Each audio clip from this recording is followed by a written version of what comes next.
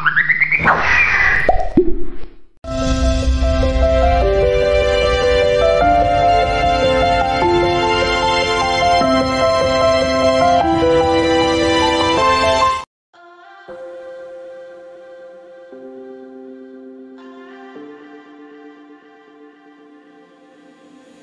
pillowcase I've caught all the dreams you had this night.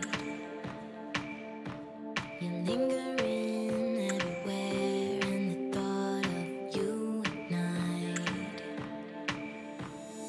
Will you be coming back and throw small pebbles at my window?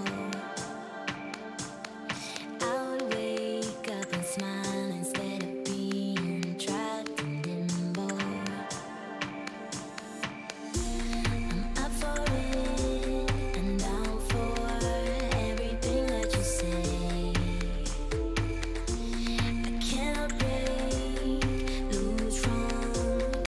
Bapak di sana akan memperkenalkan program yang akan saya canangkan di sekolah, yaitu namanya itu program Gema Kepung, yaitu Gerakan Kemanusiaan Keliling Kampung. Karena berhubung saya itu berada di SMK yang dimana peserta didiknya itu harus kompeten dalam bidang kesehatan. Karena ini adalah SMK kesehatan, jadi saya mengambil tema ini. Di samping anak itu bisa kompeten di bidang kesehatan, juga diharapkan sisi kemanusiaannya ada, gitu, menimbulkan jiwa kemanusiaan yang besar, jiwa sosial yang tinggi. Jadi saya mencanangkan program kemanusiaan ini, gitu. Dimana waktunya itu 1 kali dalam seminggu, itu direncanakan di hari Rabu. Untuk tahapan bacanya sendiri, yaitu yang pertama, buat pertanyaan utama itu pertanyaannya, mengapa kita perlu meningkatkan kegiatan kemanusiaan pada murid? Lalu bagaimana cara meningkatkan kegiatan kemanusiaan pada murid dengan memahami betapa pentingnya kegiatan kemanusiaan di kelas 11 dan 12 sekaligus menumbuhkan jiwa kemanusiaan dan meningkatkan keterampilan menolong sesama untuk mencapai tujuan akademik dan non-akademiknya, sehingga terlibat aktif dalam proses belajarnya sendiri. Lalu tindakan yang diperlukan untuk mendapatkan jawaban itu, saya berdiskusi dengan kepala sekolah dan rekan guru tentang pentingnya kegiatan kemanusiaan dan bagaimana program kemanusiaan selama ini dapat berhasil. Lalu berdiskusi dengan rekan guru untuk mengidentifikasi hal-hal atau kegiatan kemanusiaan seperti apa yang menarik, yang dapat menumbuhkan keaktifan murid untuk melakukan kegiatan kemanusiaan.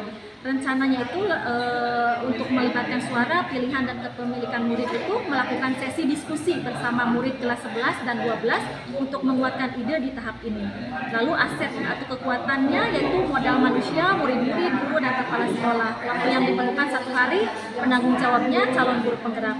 Lalu untuk tahapan ambil pelajaran, di sini pertanyaannya, manfaat apa yang dirasakan murid ketika melaksanakan kegiatan kemanusiaan? Lalu aktivitas apa yang dapat menarik minat kegiatan kemanusiaan murid selama ini? Kebijakan mana yang sekolah telah mendukung peningkatan minat kegiatan kemanusiaan? Apa yang disukai murid ketika mereka melaksanakan kegiatan kemanusiaan secara mandiri? Lalu tindakan yang diperlukan untuk mendapatkan jawabannya itu adalah observasi kegiatan kemanusiaan yang selama ini berjalan di kelas 11 dan 12. Jadi Bapak, selama ini kegiatan ini tuh sudah berjalan, tapi belum lama, baru sekali 2 kali lah gitu. Jadi ini hanya untuk memanfaatkan dan kita tinggal mengobservasi. Jadi kalau dibilang belum resmi mah belum resmi, gitu, hanya masih dalam tahap percobaan seperti itu. Lalu memberikan pertanyaan-pertanyaan terbuka untuk menggali minat kegiatan kemanusiaan. Lalu rencana untuk melibatkan suara, pilihan, dan kepemilikan muridnya itu melakukan sesi diskusi atau curah pendapat bersama murid kelas 11 dan 12 untuk mengetahui program kemanusiaan yang sudah berjalan selama ini. Lalu melakukan curah pendapat mengenai hal apa saja yang dapat menarik minat mereka tentang kegiatan kemanusiaan selama ini. Aset kekuatan atau sumber daya yang diberdayakan dalam tahap ini adalah modal manusia, yaitu murid-murid, guru, dan kepala sekolah, modal politiknya kebijakan sekolah, kebijakan kepala kelurahan, dan lain-lainnya atau perangkat terkait yang terlibat dalam kegiatan kemanusiaan ini. Lalu modal sosialnya adanya posyandu, posbindu, puskesmas. Waktu yang diperlukan 1 hari, penanggung jawabnya untuk tahap ini adalah calon guru. Mungkin itu saja program yang ingin saya canangkan. Terima kasih. Assalamualaikum warahmatullahi wabarakatuh. Waalaikumsalam. Yang sangat saya sampaikan kepada Ibu Ike dari SMK Rise Kadipaten Majalengka, bagus sekali untuk pemaparannya. Di kurikulum Merdeka ini dituntut siswa untuk memberikan harapan ke depannya. Jadi ruh kurikulum Merdeka ini sangat terlihat sekali. Siswa SMK diberikan kepercayaan oleh gurunya untuk memberikan harapan program. Didedikasikan harapan tersebut, dicatat sehingga ruh kurikulum Merdeka ini terasa oleh para siswa, sehingga mental mereka sangat terbangun sekali, sosial emosional mereka sangat terbangun di jiwa mereka. Namun apa yang akan saya pertanyakan, bagaimana memaksimalkan program tersebut sehingga si siswa itu bisa terarah, bisa supaya maksimal gitu. Bagaimana caranya supaya program ini bisa membangun mental mereka, bisa membangun kepercayaan diri mereka. Itu saja yang dapat disampaikan. Terima kasih. Baik, terima kasih. Terima kasih atas pertanyaannya Pak Supriyadi, pertanyaan yang sangat berbobot. Untuk yang pertama, bagaimana membangun siswa yang bisa bagaimana mengarahkan siswa untuk bisa melaksanakan program tersebut dengan penuh rasa percaya diri, begitu ya Pak ya. Yang pertama, karena ini memang programnya itu harus membutuhkan skill yang tidak biasa gitu. Jadi seperti melakukan pelaksanaan pemeriksaan kadar gula darah, tensi darah, asam urat, itu butuh keahlian. Nah, sebenarnya ini hanya evaluasi dari hasil belajar siswa selama ini, hasil belajar murid selama ini. Karena setiap saat murid kami itu kan ada mata pelajaran produktif, bahkan seminggunya itu sampai puluhan jam mungkin ya Pak, untuk mata pelajaran produktif. Nah, di situ murid-murid kami itu dibekali dengan keterampilan itu, dengan pengetahuan seperti itu. Jadi saya rasa murid-murid kami ya memang sudah kompeten dalam hal itu, dalam pemeriksaan kesehatan kepada masyarakat sekitar sekolah, dengan pemeriksaan kadar gula darah, pemeriksaan tensi darah, pemeriksaan kadar kolesterol dan lain sebagainya. Nah, mungkin yang perlu lebih dibinanya lagi itu adalah rasa percaya diri, karena kemungkinan anak itu akan malu ya Pak ya, apalagi ketemu orang luar tiba-tiba melaksanakan itu, aduh saya gugup gitu, aduh saya bisa nggak ya gitu di hadapan mereka, apakah saya nggak malu, apakah saya takut, seperti itu kan Pak. Nah, di sini memang kami butuh menanamkan rasa percaya diri itu, dibekali terus dengan nasihat-nasihat.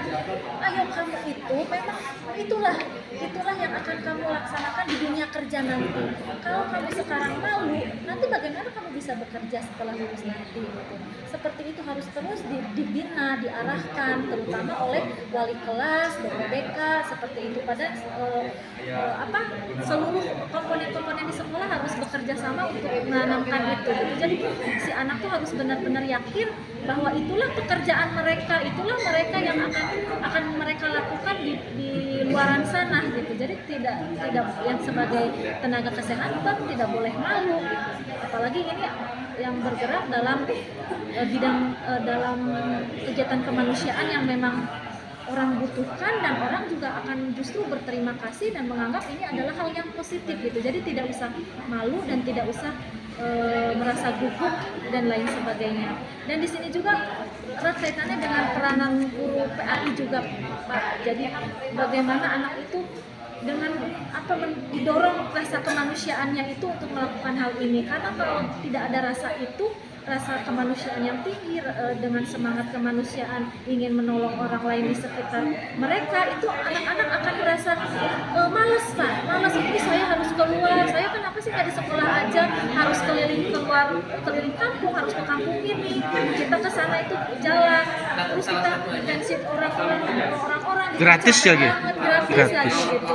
Jadi itu butuh kesadaran Pak, butuh kesadaran penuh, dan ini harus disisipi oleh orang-orang yang kompeten, misalnya oleh guru PAI di sini, bagaimana cara menyisipkan rasa itu kepada murid-murid kami gitu, Pak. Oke, terima kasih Bu Ike. Nanti saya mau konsultasi tentang SPP-nya Bu.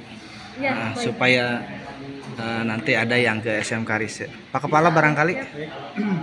Ibu, terima kasih atas paparan dari jaringan timnya. Luar biasa sekali jawaban-jawaban yang sudah memberikan satu gambaran yang sangat luar biasa. Tapi mungkin saya akan coba bertanya perihal adakah hambatan yang mungkin walaupun dikatakan bagus tapi tetap ada hambatan seperti saya. Apakah juga ada? Bagaimana cara mengatasinya? Terima kasih atas pertanyaannya. Hambatan yang paling mungkin terjadi ini Pak masalah pengaturan jadwal pelajaran, karena ini masuknya ke jadwal pelajaran Pak. Ini di hari Rabu, setiap hari Rabu pagi jam 7 sampai jam 10. Di sini kan siswa itu memang ada jam pelajaran seminggu, memang berarti setiap anak itu dalam sebulan itu bolos dalam satu hari ya Pak ya. Karena satu minggu itu anak yang melaksanakan Gema Kepung ini 10 orang anak, dalam artian yang lainnya sisanya tetap berada di kelas. Berarti meninggalkan pelajaran ya Bu? Meninggalkan pelajaran Pak di sini. Tapi ada penggantinya mungkin ya? Iya, nah itu dia penggantinya itu kan kadang si guru-guru yang bersangkutan yang mengajar di hari Rabu itu merasa Kurang kesel Pak gitu ya. Kurang nyaman dengan hal ini. Aduh gimana ya, ini kan harus menyita pelajaran saya, udah gitu saya harus memberikan tugas tambahan lagi lah gitu, memberikan pemahaman yang lebih lagi ke orang yang telah keluar melaksanakan program ini seperti itu. Nah di sini juga saya sebagai yang menggagas program harus memberikan pemahaman juga Pak, selain ke anak juga ke guru tersebut gitu. Dan notabene guru tersebut kebanyakan guru-guru bukan guru produktif Pak, jadi guru-guru mapel adaptif normatif gitu yang apa ya, yang aduh ini memberatkan sekali lah hal ini, ada guru bahasa Inggris, bahasa Indonesia dan lain sebagainya di situ. Jadi kita memberikan pemahaman Bu, ini penting gitu, penting karena mereka itu kompetensinya ya di situ gitu, di dalam bidang kesehatan itu mereka harus bisa gitu, bukan hanya teori, bukan hanya di dalam kelas, tapi mereka juga harus siap terjun ke masyarakat gitu. Jadi memang salah satu diantaranya karena rapor pendidikan di sekolah kami itu memang yang kurang adalah literasi pendidikan, literasi baca anak, sehingga kami akan berusaha untuk mencoba menggali prakarsa perubahan ini dari literasi perubahan yang ada pada rapor pendidikan. Untuk tahapan, saya buat tahapannya tahapan tabiat, buat pertanyaan, kemudian ambil pelajaran, yang berikutnya mimpi, dan yang terakhir adalah jabarkan sama atur eksekusi. Itu tahapan-tahapan yang akan dilaksanakan pada kesempatan hari ini. Untuk tahapan pertama yaitu buat pertanyaan. Di sini saya pertanyaan yang sangat perlu untuk saya gali. Pertama, bagaimana cara menumbuhkan minat baca anak melalui program literasi. Tindakan yang perlu untuk mendapatkan jawabannya adalah diskusi bersama kepala sekolah, rekan kerja, bagaimana program literasi ini bisa dilaksanakan. Kemudian rencana untuk melibatkan suara atau pilihan kepemimpinan murid melakukan sesi dialog dengan perwakilan murid, kelas atas dan kelas bawah untuk membuatkan program literasi. Aset kekuatannya pada yang memberdayakan adalah murid, kemudian rekan sejawat, kemudian kepala sekolah. Waktu yang diperlukan untuk tahapan bagja ini atau tahapan buat pertanyaan ini 1 hari. Untuk penanggung jawab CGP saya sendiri. Kemudian yang berikutnya ambil pelajaran. Saya memberikan beberapa pertanyaan. Pertama, aktivitas apa saja yang menarik minat murid membaca. Kemudian apa murid suka, apa yang murid sukai dalam pelaksanaan program literasi. Kemudian yang berikutnya mana kegiatan sekolah yang memuatkan program literasi. Yang berikutnya mana kebijakan sekolah yang telah mendukung peningkatan minat baca melalui program literasi. Untuk menjawab hal tersebut, kami coba menjawabnya dengan adanya sudut baca yang ada di ruang kelas murid menjadi lebih senang. Adanya ruang baca atau ruang sudut di mana setelah pembelajaran atau sebelum pembelajaran dimulai dilaksanakan, anak bisa membaca terlebih dahulu. Kemudian untuk rencananya adalah curah pendapat bersama murid. Kemudian survei minat bacanya, kemudian wali kelas memberikan pertanyaan yang telah diidentifikasi sebelumnya kepada siswa yang telah membaca kegiatan literasi atau telah melaksanakan literasi di sekolah. Aset yang dimiliki atau aset yang digunakan adalah milik perpustakaan, orang tua, murid, waktu kebijakan sekolah. Waktunya sekitar 1 minggu, pelaksananya adalah CGV atau wali kelas dan wali kelas. Untuk gali mimpi Udah sampai BA aja ya? Sampai A Pak? sampai dulu ya. Untuk sementara itu saja. Terima kasih atas perhatiannya. Mohon mana ada kekurangan untuk dikoreksi. Terima kasih. Assalamualaikum warahmatullahi wabarakatuh. Waalaikumsalam. Waalaikumsalam warahmatullahi wabarakatuh. Alhamdulillah saya mendengarkan presentasi dari Bapak dengan begitu baik, sangat terobosan yang sangat bagus saya. Di sekolah kita dengan menggunakan aset yang dimiliki yaitu buku bisa dimanfaatkan untuk membaca. Itu bagaimana kira-kira apa yang Bapak laksanakan itu mendapat dukungan dari para wali kelas dan guru apa bagaimana Pak? Karena kan ini perlu dimaksimalkan supaya sebelum pembelajaran si anak memang maksimal, tidak hanya main. Mungkin pendampingannya bagaimana ya anak memang betul-betul membaca, bukan hanya main belajar di dalam kelas. Itu saja mungkin Pak Kepala. Terima kasih. Assalamualaikum warahmatullahi wabarakatuh. Waalaikumsalam warahmatullahi wabarakatuh.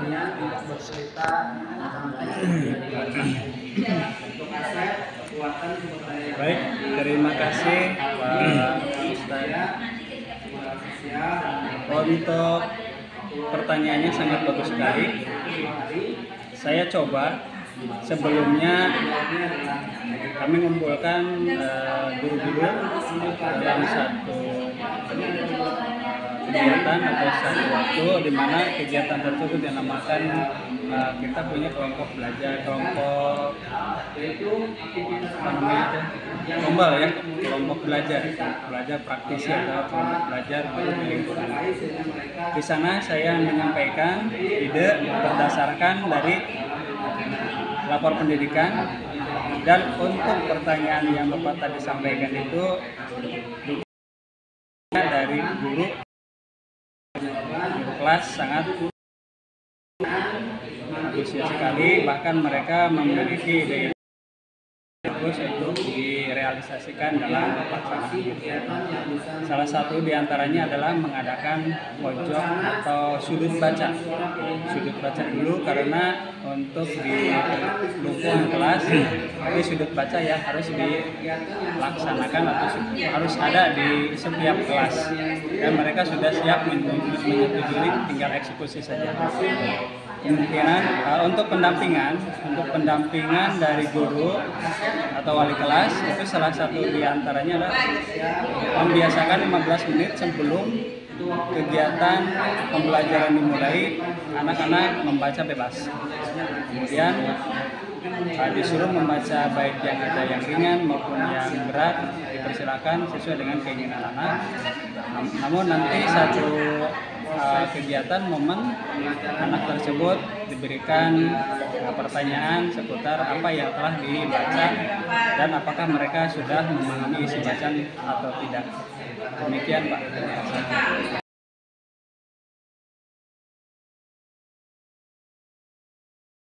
Assalamualaikum warahmatullahi wabarakatuh. Waalaikumsalam warahmatullahi wabarakatuh.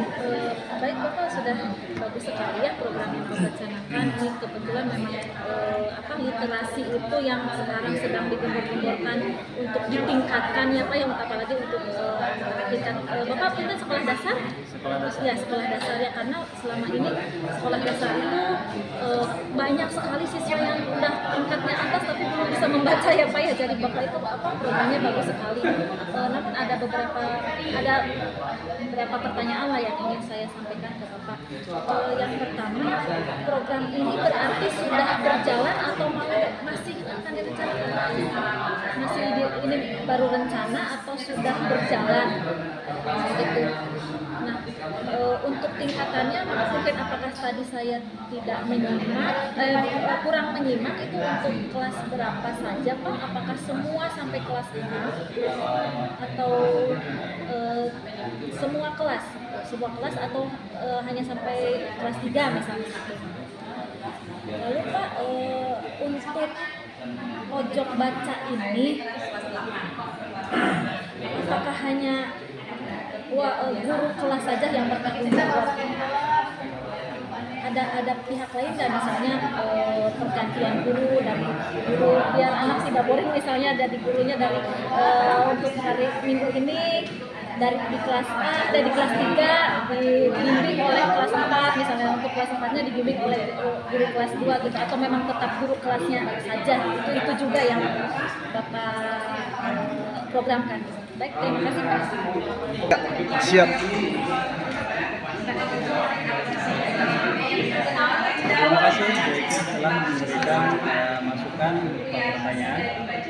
Yang pertama, program literasi ini memang belum direalisasikan. Kenapa? Karena dianggap anak itu sudah bisa membaca. Tapi setelah ada lapor di pendidikan bahwa sekolah kami itu literasinya cukup rendah, sehingga dari sekolah kami itu harus menyetujui kegiatan yang harus dilaksanakan oleh PPGP selama 4 hari. Artinya bahwa program ini, literasi ini tidak dilaksanakan atau belum dilaksanakan. Tapi setelah ada panggilan atau diklat dari PGP, ya sehingga program ini harus bisa dilaksanakan. Ini baru rencana itu. Kemudian yang kedua, untuk tingkatan kelas itu untuk literasinya, karena melihat bahwa anak itu memang setelah kita mendapatkan masukan dari PGP bahwa ternyata kemampuan atau minat baca dari anak-anak dari kelas bawah sampai kelas atas kurang. Karena itu nanti akan direncanakan dari tiap tingkat, dari tingkat 1 sampai tingkat 6 untuk sekolah dasar kami. Kemudian untuk pojok baca, sebagai penanggung jawab utamanya itu memang guru kelas, tapi tidak memberi kemungkinan untuk melihat dan mengevaluasi kegiatan yang akan dilaksanakan ketika misalkan anak menjadi boring. Yang jelas nanti yang bertanggung jawab tidak hanya guru kelas, mungkin ada rolling guru bidang, guru olahraga, guru PAI, atau dengan kita coba mendatangkan guru dari tingkatan lain yang sudah terbiasa menceritakan atau guru pendongeng dan sebagainya, supaya anak lebih semangat lagi dalam melaksanakan literasi. Demikian. Ya. Assalamualaikum warahmatullahi wabarakatuh. Waalaikumsalam.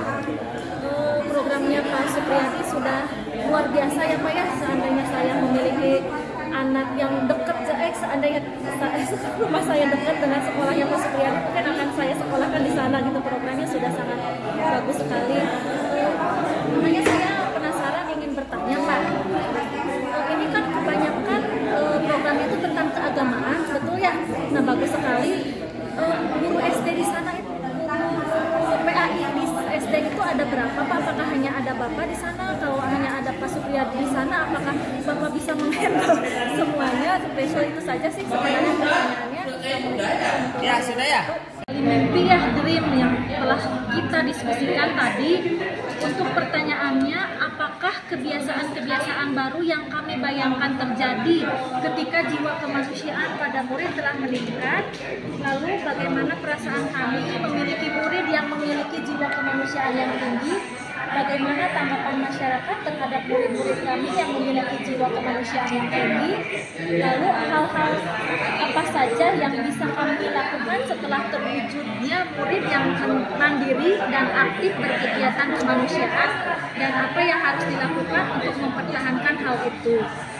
Tindakan yang diperlukan untuk mendapatkan jawaban adalah mengajak rekan guru dan murid membuat daftar harapan dan evaluasi mengenai perubahan yang akan terjadi dan dirasakan sebelum dan setelah Gema Kepung dilakukan, lalu memajangnya di mading sekolah.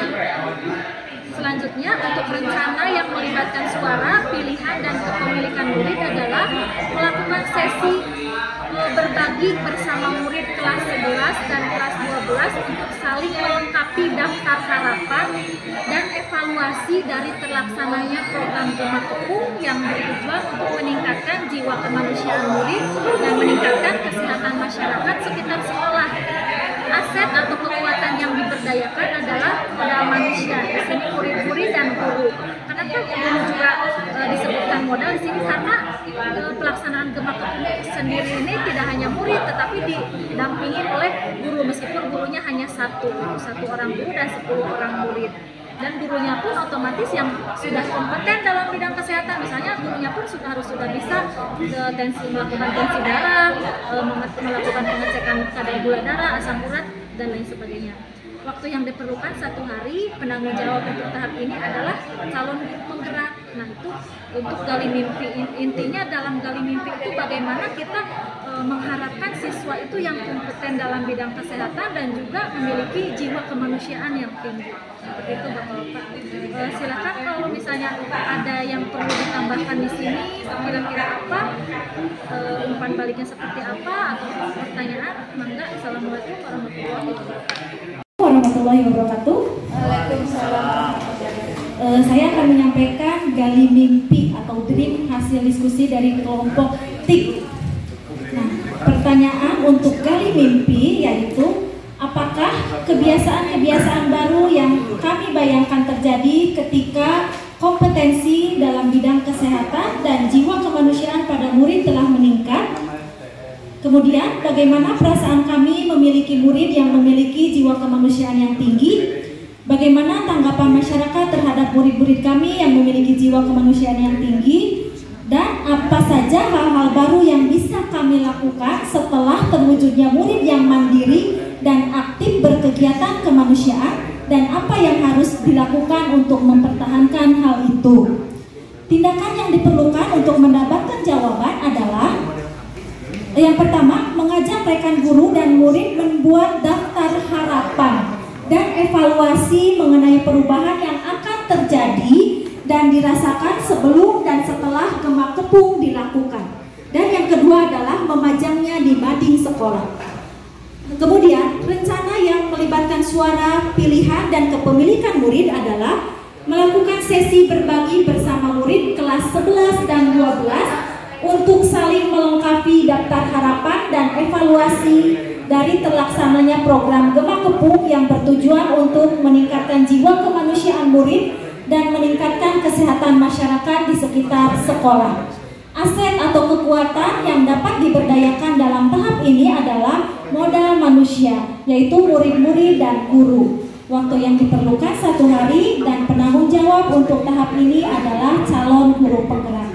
Itu saja yang dapat saya sampaikan mewakili dari kelompok TIK. Assalamualaikum warahmatullahi wabarakatuh.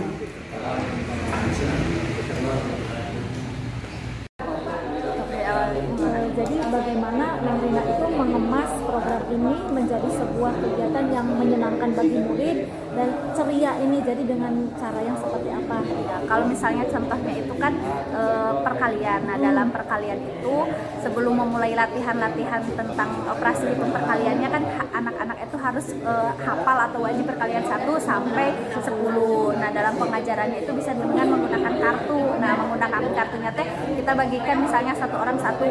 Nah, random ya.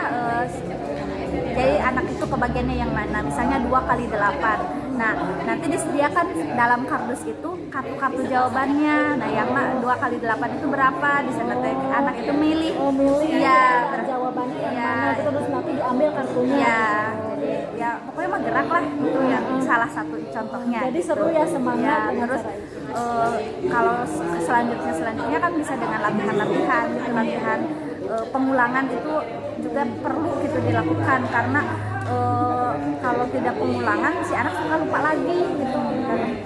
Itu contohnya. Salah satunya contohnya itu yang menarik sekali Bu Rina, ya udah bagus, latar belakangnya juga ini simple tapi mengena gitu. Udah, jadi kalau latar belakang memang nggak usah terbelit-belit, yang penting intinya kemana ke situ, tujuannya juga udah ada, ya udah bagus lah.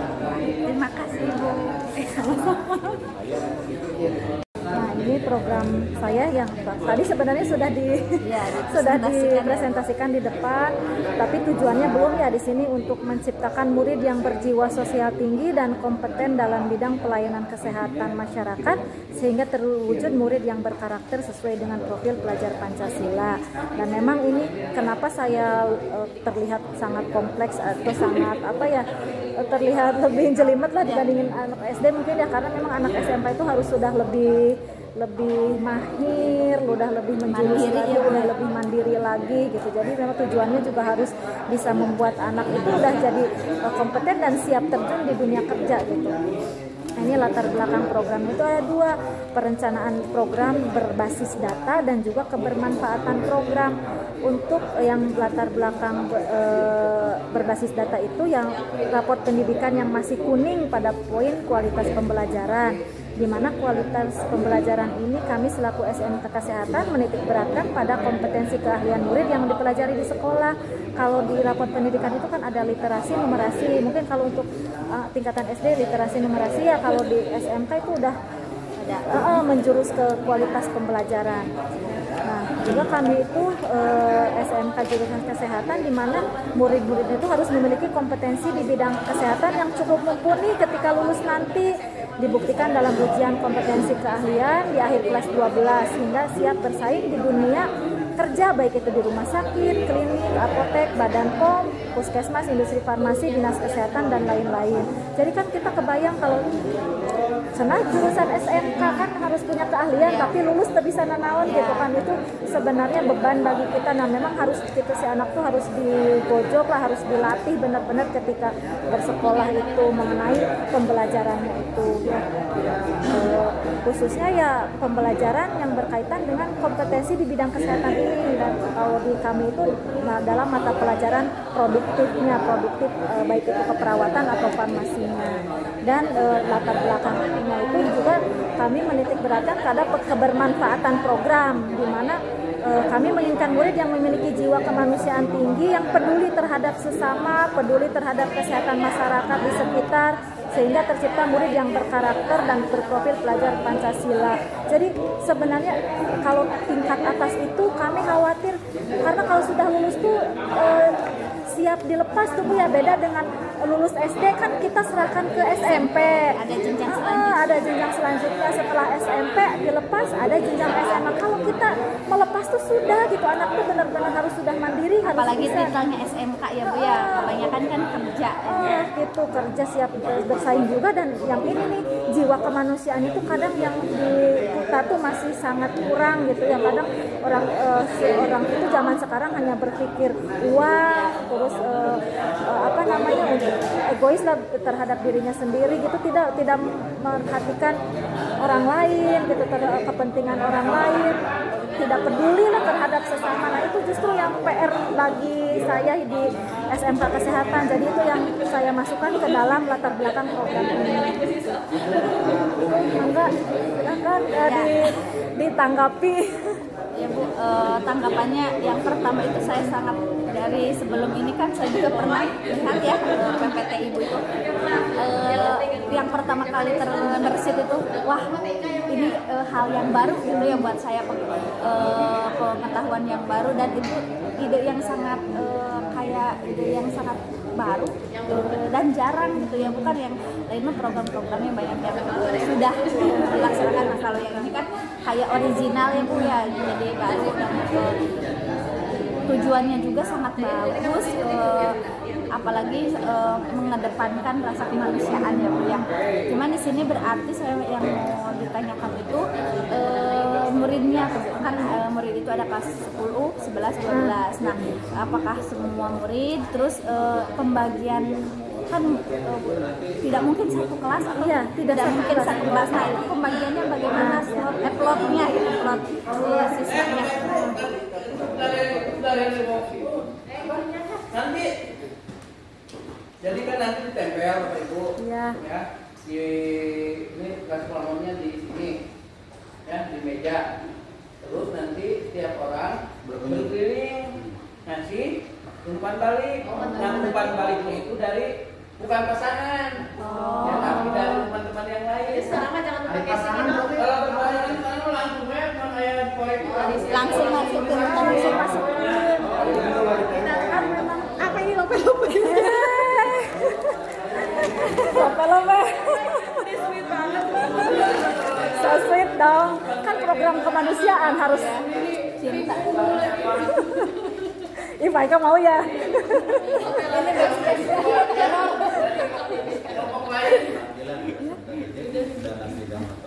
sebenarnya kalau belum ya, kalau di demonstrasi belum dijelaskan, tapi di aksi nyata itu yang sudah saya laksanakan. Jadi setiap minggu satu kali anak itu jumlahnya 10 orang dengan satu pendamping di saat mata pelajaran berlangsung, tapi di sini harus hanya sebagian anak saja. Jadi kelas 11 dan 12 itu dibagi. Jadi kelas 11 5 orang, kelas 12 5 orang. Kelas 11 farmasinya 2 orang, kelas 11 PK-nya 3 orang, kelas 12 farmasinya 2 orang, kelas 12 perawatnya 3 orang gitu. Jadi satu kelas itu antara 2 sampai 3 orang yang tidak mengikuti pelajaran. Kenapa diplotnya di pagi hari? Karena kegiatan di masyarakatnya itu yang kami ikuti, maksudnya yang kami kerjasama dengan perangkat terkaitnya itu pagi hari. Contohnya puskesmas, posyandu, senam lansia ya, terus posyandu, posbindu itu pagi hari gitu. Jadi otomatis di saat jam mata pelajaran berlangsung, dan itu izin ke guru yang sedang mata pelajarannya berlangsung seperti itu. Berarti sudah terkonsep dengan baik ya. Sebenarnya ini sudah berjalan di bulan ini 2 sampai 3 kali, tapi belum resmi ini teh, jadi baru percobaan ya. Tadinya memang kami awalnya untuk mempromosikan SMK gitu, tadi lama-lama terpikir dibikin program aja gitu. Tadi bagus itu. Karena ya maksudnya teh biar anak-anaknya juga bisa menerapkan ya Bu ya, tidak hanya tahu teori atau kan kalau di sekolah mah mungkin prakteknya sesama murid ya, jadi bukan nyata gitu ya kan, kalau ke masyarakat mah berarti jadi anak juga awalnya mah merasa malu ya, merasa nggak pede Bu, tapi kita tuh terus melatih, ayo bisa gitu, harus berani kan, nanti di dunia kerja juga harus terjun langsung gitu ke orang, nggak mungkin kamu nanti malu, masa mau mengobatin orang malu gitu. Sudah bagus ya. Semoga barangkali Bu Rina ada yang mau ditambahkan, nggak apa-apa, nanti saya tambahkan di sini nih biar nggak kosong. Kira-kira apa ya? Program itu juga. Terima kasih Bu Rina. Assalamualaikum warahmatullahi wabarakatuh.